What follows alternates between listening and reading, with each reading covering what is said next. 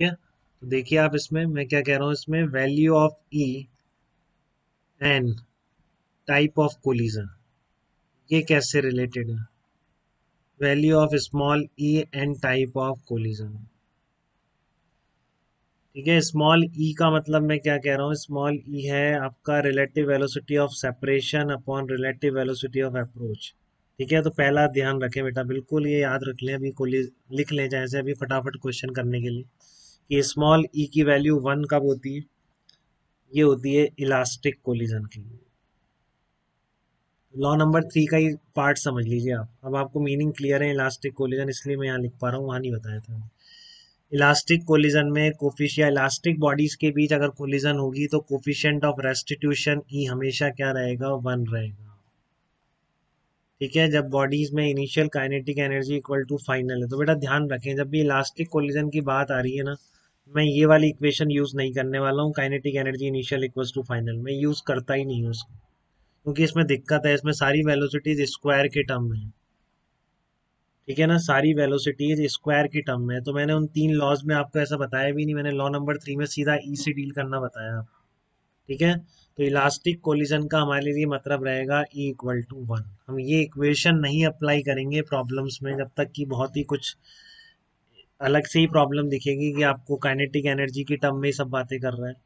ठीक है ना, तब हो सकता है आपको इनिशियल इक्वल टू फाइनल करें, नहीं तो नॉर्मल सारी प्रॉब्लम में इलास्टिक कोलिजन पढ़ते ही आप ई इक्वल टू 1 लगा देंगे। एक इक्वेशन यहीं से बनाएंगे, सारी लीनियर टर्म्स होंगी, इजीली सॉल्व हो पाएंगी। ठीक है, और अगर सेकंड है आपका ई की वैल्यू अगर जीरो हो जाएगी, तो ई की वैल्यू जीरो, तो आपको इससे समझ में आ रही है कि आपने कहा ना कि दोनों साथ चल गया, तो relative velocity of separation v2 minus v1 क्या हो गया? जीरो ही हो गया।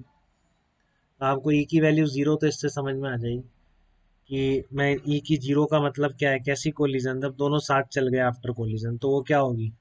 Perfectly inelastic collision. ठीक है, हाँ परफेक्टली, तो इलास्टिक कोलिजन आते ही आप ई को तुरंत 1 कर दें बेटा, परफेक्टली इन इलास्टिक कोलिजन होते ही आप ई को क्या कर देंगे? जीरो कर देंगे। और अगर ई आपका 0 से 1 के बीच रहेगा तो वो कौन सी कोलिजन होगी? जो बच गई आपकी इन इलास्टिक कोलिजन। ठीक है ना, इन इलास्टिक कोलिजन, तो ये टाइप ध्यान रखिए, मैं इलास्टिक कोलिजन किसको बोलता हूँ? जब initial kinetic energy final kinetic energy के बराबर है।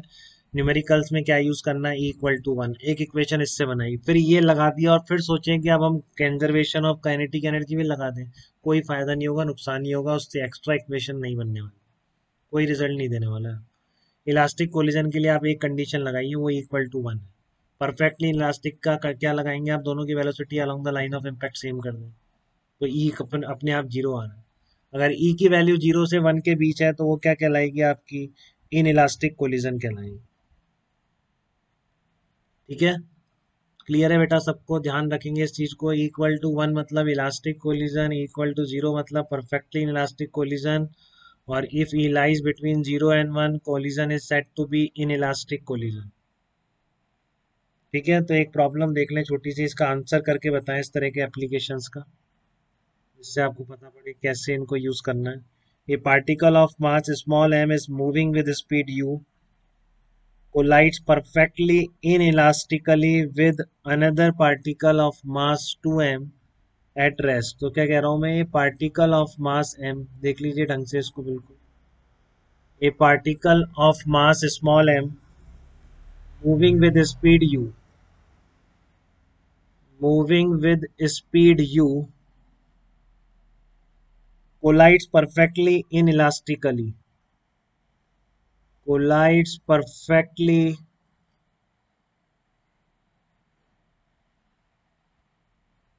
inelastically with another particle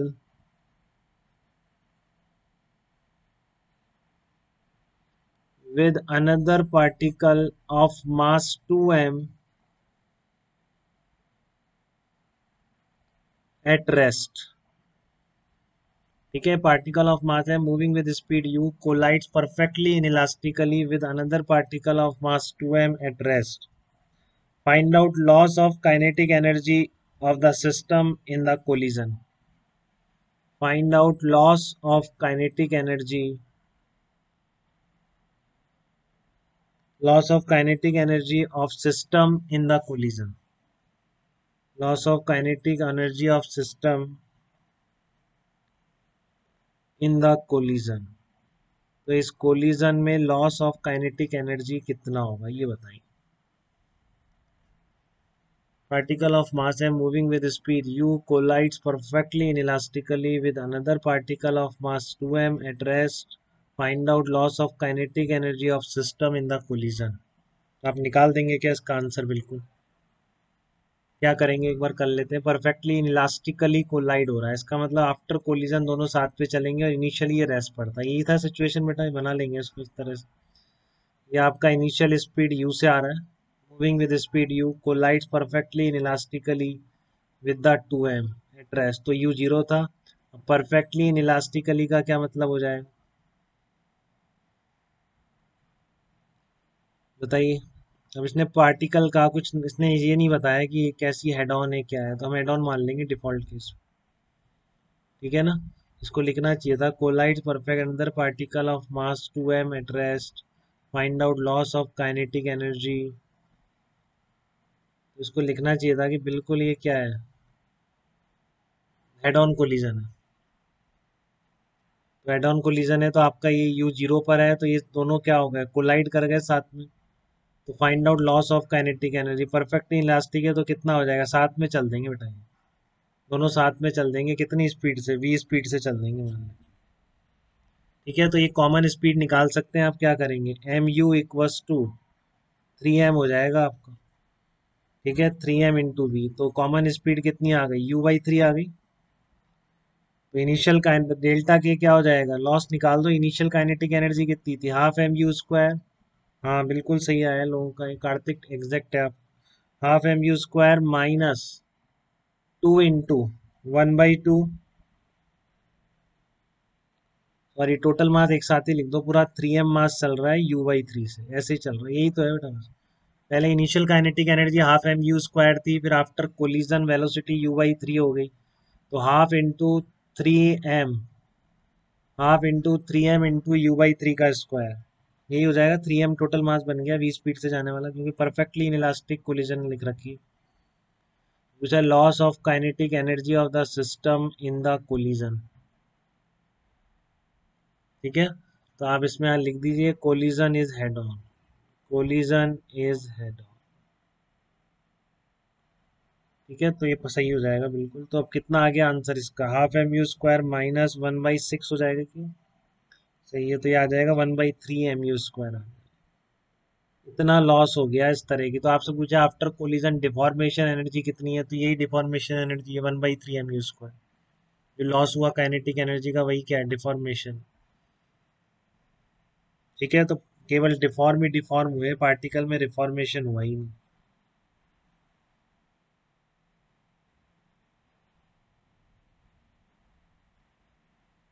हम्म,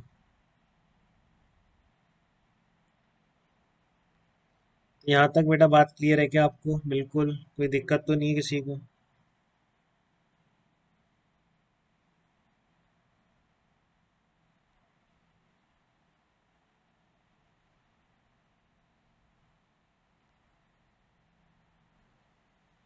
देखिए अब मैं impulse of deformation of impulse of reformation के बारे में बात कर लेते हैं अपन।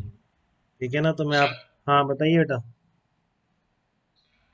E equals to 0 perfectly inelastic collision, so इसका मतलब इस क्वेश्चन में कोई मीनिंग नहीं है इसका। नहीं, ये इक्वल टू जीरो कब कैसे आता है इसका, v2 after collision velocity same हो गई ना।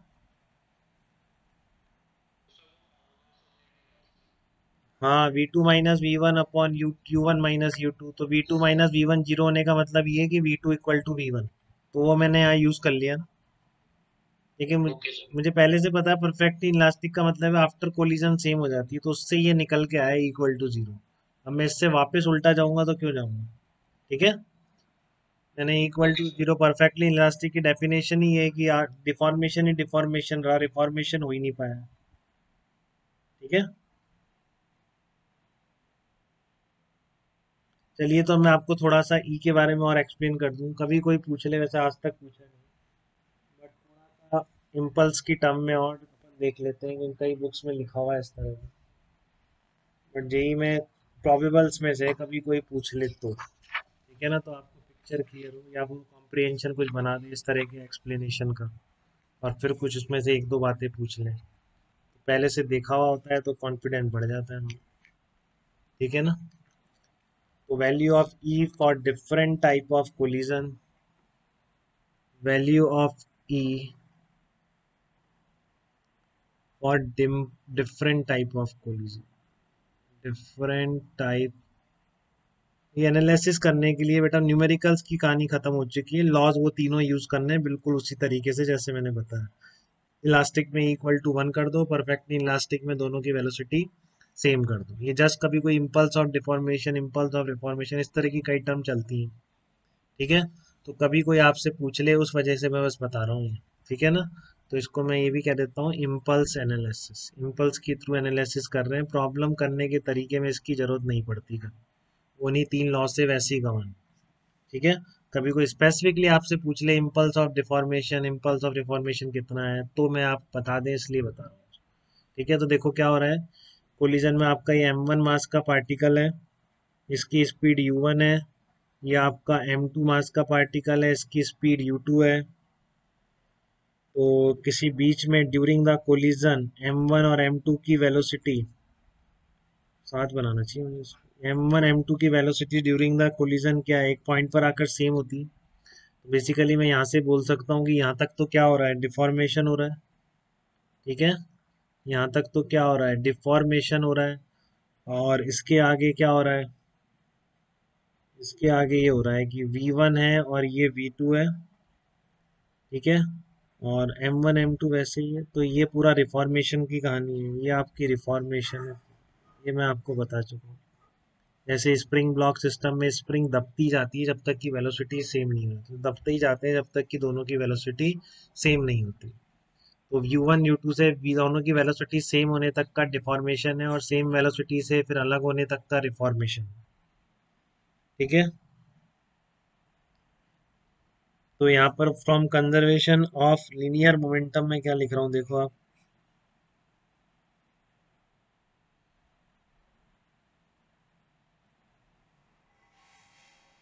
From conservation of linear momentum में इम्पल्स ऑफ रिफॉर्मेशन और इम्पल्स ऑफ डिफॉर्मेशन, इम्पल्स का मतलब क्या है, यहाँ से यहाँ तक जो मोमेंटम चेंज आ गया वो इम्पल्स ऑफ डिफॉर्मेशन कहलाएगा। ये तो बहुत जल्दी हो गया ना बेटा प्रोसेस, को टाइम थोड़ी लग रहा है बहुत ज्यादा, जैसा हम दिखा रहे हैं टाइम को कि दबा रहे हैं सेम वेलोसिटी हो रहे हैं फिर अलग हो रही है। ठीक है। बट बेसिकली इसमें टाइम थोड़ी नहीं लग रहा है कुछ, तो ये आप इसको इम्पल्स बोलेंगे। इम्पल्स ऑफ डिफॉर्मेशन का मतलब है यहाँ पर मोमेंटम माइनस ये वाला मोमेंटम, इम्पल्स ऑफ रिफॉर्मेशन का मतलब है यहाँ का टोटल मोमेंटम माइनस यहाँ पे टोटल मोमेंटम। ठीक है।